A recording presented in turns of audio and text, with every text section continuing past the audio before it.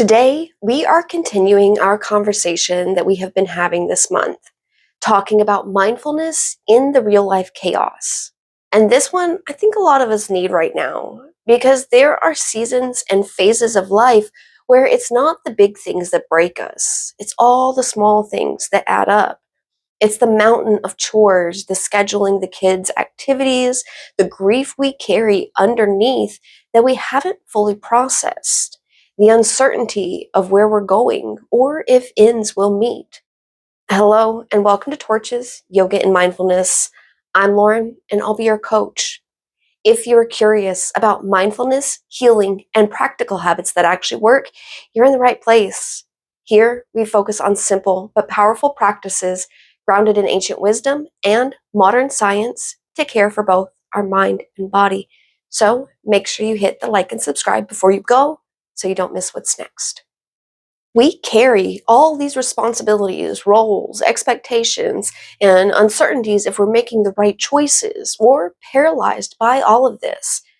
And our body feels like this is just in this constant state of bracing for what's to come. Our mind feels noisy and overcrowded, and even the tiny things now feel like huge drains on our energy. If you've ever felt like that, you're definitely not alone. And more importantly, you're not imagining it. Your nervous system may be doing exactly what nervous systems do when they have been carrying too much for too long. Today, we are going to take a workshop style approach to a breathing exercise that helps reconnect us to ourselves and lets us step back from the chaos. And before you start thinking, oh, another breathing exercise that doesn't really do anything, stay with me. Because this isn't about taking one deep breath and just pretending life is fine. This is about understanding what's actually happening inside our body when stress builds and how we can work with our nervous system instead of fighting it. We're going to talk about why our breathing changes when stress hits, what our brain and body are actually doing, and why slow breathing helps, and how to practice this in a way that will work for your body. At the end, I'm going to guide you through the full practice together. So, wherever you are, whether you're tackling chores, on a quick break at work, sitting in your car, folding laundry, or hiding in the bathroom for 5 minutes, friend, I'm glad you're here. First, let's talk about what happens when stress starts building. And I don't mean only when the big traumatic or huge changes happen in life. I mean the everyday stress that wears away at who we are.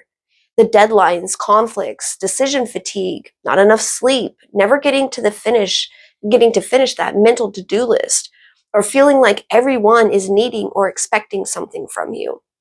Over time, our brains start scanning for what needs our attention. And that isn't weakness, that's survival wiring.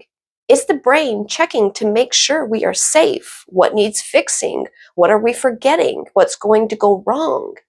And when our brain senses pressure, one of the first things that often changes is our breathing. And most importantly, we don't even notice it happening, but our breathing will become faster, more shallow, and kind of only like it's landing higher up in the chest. And this breathing pattern matters because our brain and body are in constant communication. And one of the fastest ways they talk to each other is through our breath. So when our breathing becomes quick and shallow, our brain reads that as, well, something is happening, we have to stay alert. Even if the danger is just having 20 tabs open in your brain, 3 unread text notifications, and a missed call that you're dreading or debating even returning. And this is where our brain starts to feel the pressure, and it goes into a heightened alert state. The body gets tense, thoughts start racing, our breath gets even tighter, and now we're thrown back into that stress loop. Not because there is anything wrong with us, but just because our system is doing what they are designed to do when they're under pressure. The good news is that communication between our bodies and brains, it works both ways. So if the stress can change our breathing, that means our breathing can change how our nervous system responds to that stress. And this is where what is called slow field breathing, or also called resonance frequency breathing, comes in. When we intentionally slow our breathing, especially with a long exhale, we begin activating the part of our nervous system that's connected to rest, digestion, recovery, emotional regulation, and clearer thinking. Simply put, we give our body a different message than the one of immediate stress and threat. Instead of our brain getting a message to stay alert, stay guarded, and to keep scanning for danger, we are sending a message that says, for this moment, we don't have to fight so hard. And as that happens, the body begins to do little things that we may not even realize are happening. Our jaw starts to unclench a little. The shoulders drop down from your ears. Our heartbeat begins to settle. Thoughts stop racing so fast. And most importantly, we stop having to force calm. With the slower breathing and longer exhales, we are creating conditions where calm can naturally become possible. Because real mindfulness isn't forcing ourselves to be different. It's learning how to work with what is already here, even if that is stress. We have a lot of tools we can use to help keep us in a mindful state, but knowing when to use which tools is part of the practice. And for this one, we can use it probably more often than you think. I turn to long exhales many times throughout the day, not always because of overwhelm or stress, but even just as a moment when I'm transitioning between different tasks.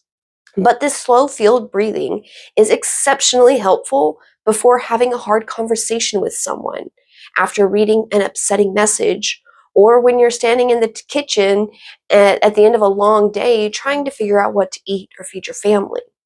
And my personal favorite time to use it is when I'm trying to sleep, but my mind just won't shut up. It's great for those times where your body feels tense, but you keep telling yourself that you're fine. And maybe, most importantly, it's a great practice for when you start to notice that you're drifting away from yourself and getting lost in the thoughts or autopilot. Like when you're physically present, but mentally you're already playing out 6 different scenarios of the situation. This is your cue to anchor back into your body with slow field breathing. All right, one last thing before we walk through this together. If deep breathing ever makes you feel more anxious, dizzy, or uncomfortable, don't force bigger breaths. Start small and gentle. Slow matters more than depth. Okay, we can of course do this sitting, standing, or even lying down, but ideally, you want to make sure that your spine is long, straight, but not rigid. And either way, if you're sitting, standing, or lying down, we're not trying to perfect posture here. We're just finding a position that our body doesn't have to fight. I also like to add in some compassionate self-touch, which may look like a hand on your chest, crossing your arms for a gentle embrace, placing them on either side of your neck, or on your abdomen, or even a grounding gesture like placing your hands face down, palm down on your thighs if you're sitting. The pattern we are going to use for breathing is going to be a 4-count inhale and a 6-count exhale. If it feels good to extend that, feel free to modify this to fit your specific needs. So like maybe if breath work is a regular part of your practice, maybe a 6-count inhale and an 8-count exhale feels right for you. Ultimately, we are just looking to keep the exhale a couple beats longer than the inhale. And if keeping up with the counting becomes too troublesome, ignore the numbers and just listen to your body. That's enough. All right, get into your comfortable position wherever you are, and let's walk through this together. First, begin by noticing your breath exactly as it is right now without changing it. Just notice. Where do you feel it? Is it high up in your chest? Or in the middle of your abdomen? Can you feel it moving through your throat and nose? Can you feel your ribs expanding and contracting? Is it shallow, fast, or uneven? Whatever you notice isn't right or wrong, it's just information. Now, as you're ready, let's change it and take a gentle inhale through the nose. In, 2, 3, 4, and slowly exhale. 2, 3, 4, 5, 6. Inhale again. 2, 3, 4, and slowly exhale. 2, 3, 4, 5, 6. Breathe in, 2, 3, 4, and slowly exhale, 2, 3, 4, 5, 6. Breathe in through the nose, 2, 3, 4. Exhale, 2. Let your shoulders soften. Let your jaw unclench, your brow relax. 5, 6. Relax your abdomen. Again, inhale, 2, 3, 4. And exhale. Nothing to fix, nothing to solve. 4, 5, 6. Inhale again, 2, 3. If your mind starts to wander, that's okay. That's what they do. Just come back to your breath and breathe out. 2, 3, 4, 5, 6. One more time. In, 2, 3, 4, and out. 2, 3, 4, 5, 6. Let your breath fall back into a natural rhythm. And notice here if that rhythm is slower and steadier than it was when we started. Notice if there is any difference in how your body is holding tension.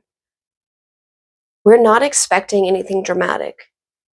The problems we had before are still here. Responsibilities are still waiting. But maybe there is a shift in your relationship to this moment, a shift in how you will approach the next thing you have to do. And that matters so much because mindfulness isn't about doing less or controlling our lives. It's about learning how to stay with yourself while life is happening instead of being absorbed by the racing thoughts. And sometimes that's where real change starts to happen. All right, my friend, don't let the end of this video be the end of your practice with this breathing exercise. Work this slow field breathing into your days as you move through the rest of the week and the month and really for the years to come. But at least for the next week, practice it and see if you notice any changes. Friend, thank you so much for sharing a piece of your day with me and giving yourself this moment of calm. Stay present, stay kind to yourself, and I will see you soon.